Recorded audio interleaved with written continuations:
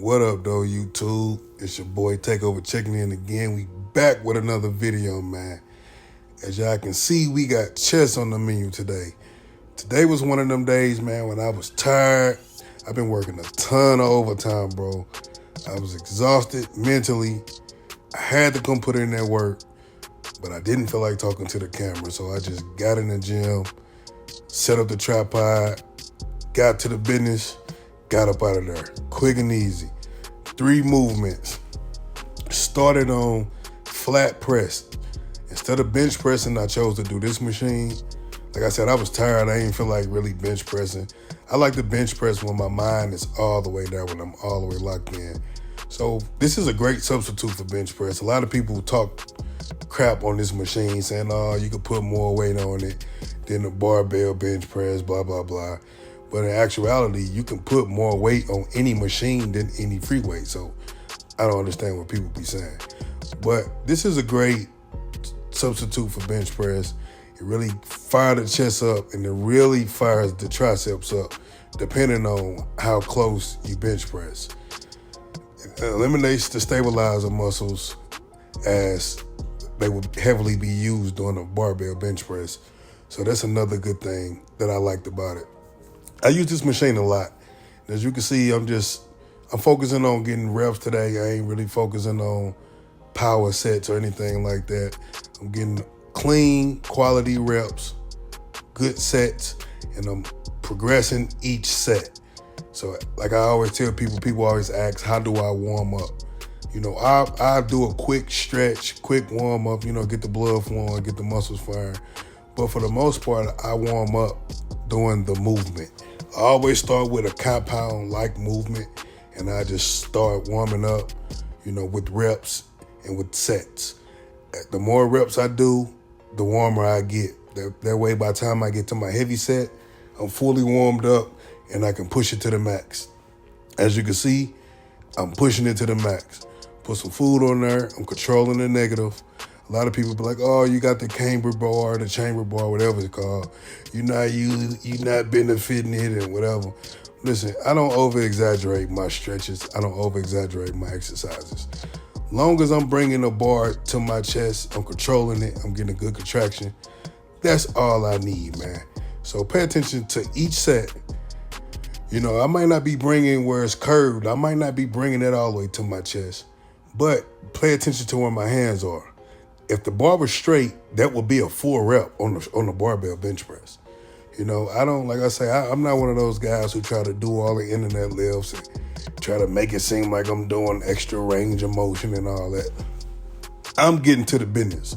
Like I say, of course, I'll be able to lift more on a machine, but that's the purpose of a machine. You know what I mean? You break down the muscle.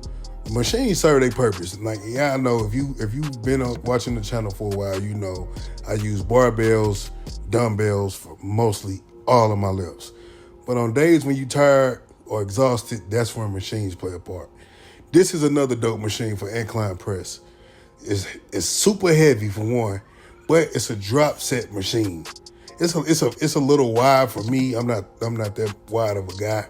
It's a little wide for me, but once you hit your set, you max out. This is really good if you have a training partner, but you know me, I don't really have training partners often. You know, I work out with Big Work on Saturdays and Brady on Wednesdays, but for the most part, I'm by myself.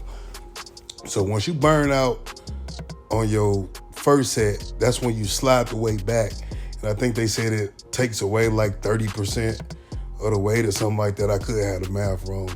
But it makes it easier so you can get more reps, like a drop set. So I got a few good quality sets over here. And as you can see, I don't have it loaded up because it's a heavy machine. This is not a machine where you can put 5, 6, 7, 8 plates on this mug and be hitting incline press. And as you can see, I'm really getting the contraction, controlling that negative. Hey, this machine right here, dope. Mostly all of the machines in this gym is dope. And that's why I have 2 gym memberships. You know, I had a dog house, got to keep that in the mix. And then we had a bodybuilder dude style gym. You know, when I'm feeling like a dog, when I want to go put in dog work, I'm going to go to the dog house, bang the old school machines, bang the barbells, the dumbbells, you know, that iron. But when I'm feeling like a bodybuilder dude, which this gym serves a huge purpose, and I can tell a difference in my physique since I've started training here as well, I come to this gym and perform movements that my other gym don't have to offer. You know what I mean? I always advise people to have, you know, if it's in your budget or you can work it out in your plan, to have 2 different gyms. You know what I mean? Because both gyms going to offer different things. Like I say, I hardly ever perform compound movements in this gym. If I want to perform compound movements such as bench press, deadlifts, squats, barbell squats, then 9 times out of 10, I'm gonna go to the dog house, where it's, you know, you just feel like a monster when you walk in the door. They got the iron plates, the loud music, you getting a good sweat, you in your zone, you in your bag, you know, more so. Or if you go to a gym like this, I very subtly squat over there. I don't really like the bars. The dog house got all the specialty bars, you know, all of the specialty bars. This gym has specialty bars too, but it's a big difference. When I want to put in dog work, it's a big difference. It's a time and a place for everything. But this, like I say, this gym here, when I want to scope and just machine-based, I do dumbbells over here, but they have a lot more accessory movements over here. So if you're getting ready for a bodybuilding competition, or if you just want to scope your body, this will be a good gym for you to throw in the mix. You know, just to hit different angles and different movements with newer, up-to-date equipment. You know, like I say, I love that old school stuff, but the new school stuff serves a purpose too. Some of it. A lot of it makes the weight a lot easier, but this guy here, he was very selective, and he chose great pieces of equipment. He hand-selected all of the equipment himself. They say it's like over $1 million worth of equipment in the gym, so I take advantage of it. It's 10 minutes from my house, going one direction, then the dog house is 10 minutes from my house going in another direction. So it's a win-win situation for me. But like I say, man, I'm currently getting ready to start prep very soon. I'm kind of already technically prepping as I'm trying to grow, you know what I mean? Grow and get leaner, but we gonna start really prepping pretty soon here in a couple months. So not right now, we just in the get big phase. You know, swole and strong is the goal. This is the fun part of bodybuilding for me, where you can, when you eating good, you lifting heavy, you know, this is when the body is built. You know, a lot of guys wait till they get on prep, deep in prep, and want to try to go crazy in the gym and thinking they're gonna make a big difference. The difference is made when you're in a surplus.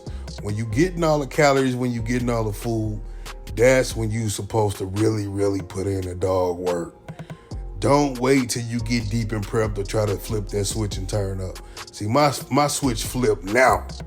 You know, I'm doing the work that most guys ain't doing. Like today was an easy day. Like I said, I've been tired. I've been working a lot of overtime. So, but we still came to get to work. Don't go to work and work for nobody else and then get off work and be too tired to work on yourself. Don't forget that, man.